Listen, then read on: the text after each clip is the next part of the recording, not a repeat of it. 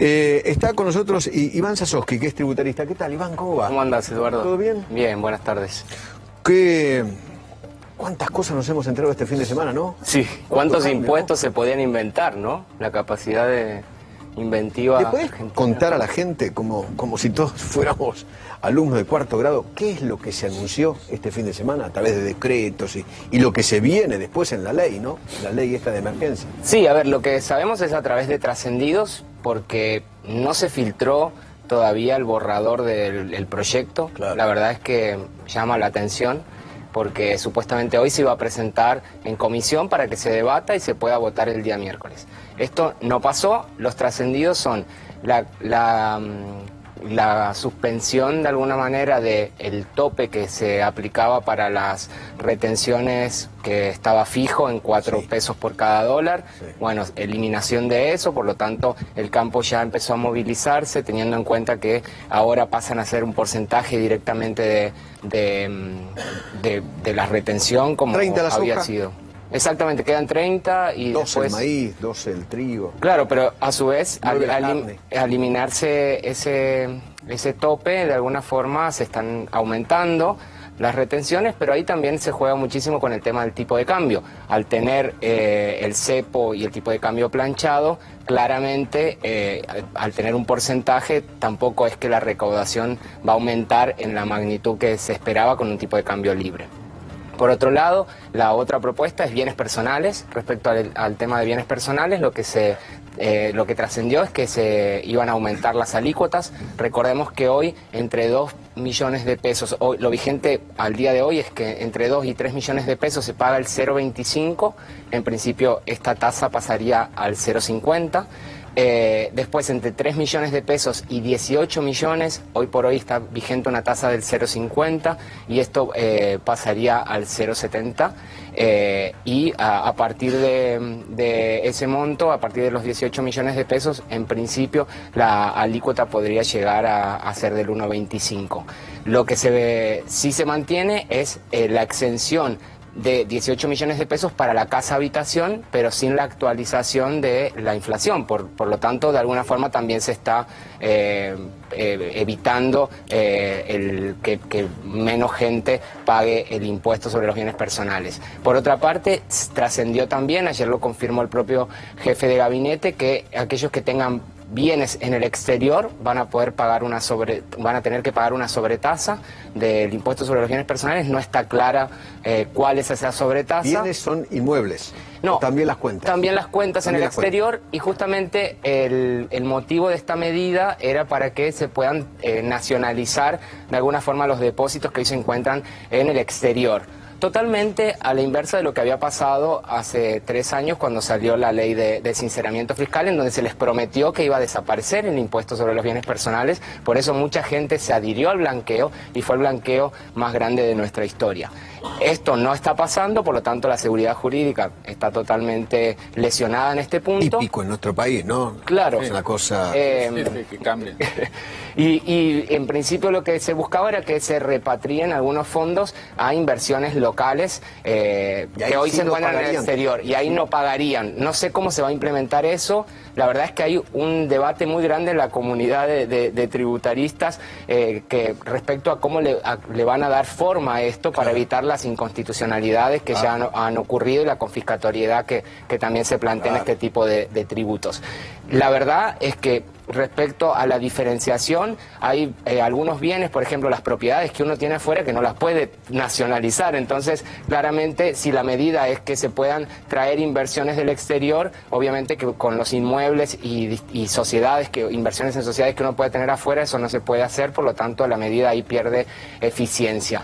Por otro lado, se crea un nuevo impuesto, un impuesto a las compras y pagos de servicios en moneda extranjera. Claro, lo mal llamado dólar turista, ¿no? Sí, en realidad, Mentira. porque nos quedó nos remitimos a la última etapa, digamos, del cepo que tenía Cristina, en el que La verdad es que en aquel momento nos quejábamos de esa medida, pero al menos encontraba cierta lógica porque era una retención que se hacía de forma anticipada, pero que uno se la podía computar contra el impuesto a las ganancias o el impuesto sobre los bienes personales. Se presumía que uno tenía capacidad de ganancia o de patrimonio. De ahora es peor a lo... Y sí, porque no se va a poder computar contra... Volvé, Cristina, que te perdonamos.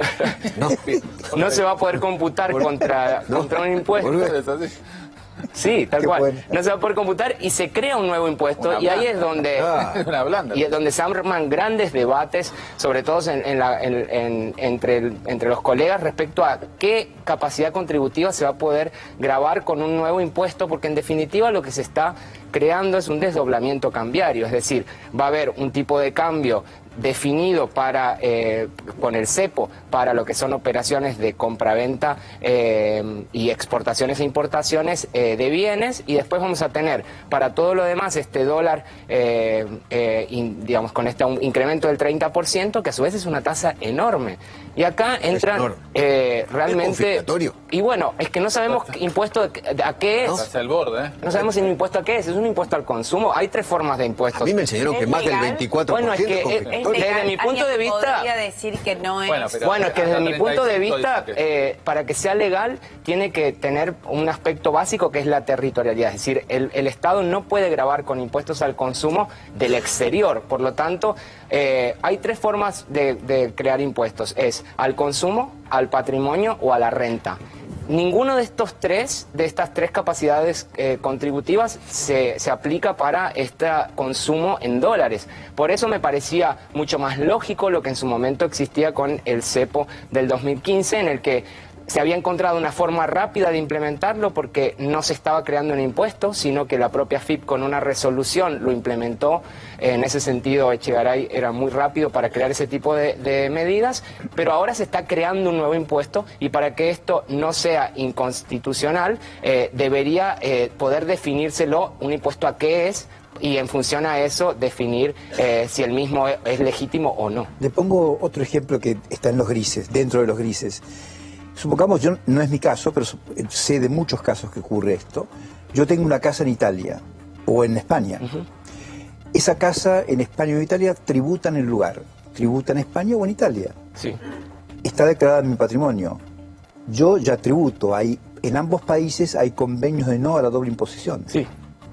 Hay convenios, los convenios para evitar la doble imposición, para que la gente entienda, son convenios que se firman entre los países, claro, para que cuando uno tributa en un país, no tributa en el otro, porque se produce una doble imposición. Entonces ahí se definen cuáles impuestos se pagan. Generalmente, como no existen impuestos al patrimonio en muchos de los países, aunque en algunos países de Europa sí. En Italia sí. En los convenios hay algunos convenios que incluyen el impuesto al patrimonio y la mayoría no. Generalmente se refieren solo al impuesto a la renta, es decir, si uno gana en un país, lo tributa ahí y no paga luego en su país de residencia o viceversa. Por eso uno terminaría pagando en el país donde está el domicilio y por eso es bastante inequitativo, porque si yo tengo una inversión o un trabajo en un país que tenga un convenio, puedo verme beneficiado, y si estoy en un país en el que no lo tengo, no. Claro. La Argentina tiene firmados convenios con la mayoría de los países de Europa por su historia de inversiones europeas en la Argentina, casi todos de hace mucho tiempo, pero en estas materias, y aparte como nosotros estamos creando nuevos impuestos, este impuesto al turismo o lo que fuera, claramente no es comparable con ningún otro impuesto en el resto del mundo. Por lo tanto, es todo un misterio para nosotros qué es lo que se va a presentar mañana en el Congreso, y estamos muy expectantes con todos los colegas para poder analizarlo y en todo caso plantear si esos impuestos van a ser constitucionales o no en función a cuál es la capacidad contributiva. ¿Y de la doble indemnización por despido? La doble indemnización por despido, en principio, en aquel momento cuando se implementó en el año 2002, toda la jurisprudencia fue a favor de ese tipo de o sea, de norma que termina castigando a los empleadores, ¿no? Por lo tanto, la decisión de muchos clientes nuestros es esperar un poco a ver de qué manera se van a ir resolviendo algunas dudas que existen, que surgen de un decreto que se termina presentando a última hora del viernes y sobre el cual todavía no hay certezas respecto a su legitimidad, ¿no? Claro. Gracias, Iván. Muchas gracias. Gracias por venir. Muchas gracias por la Gracias. invitación.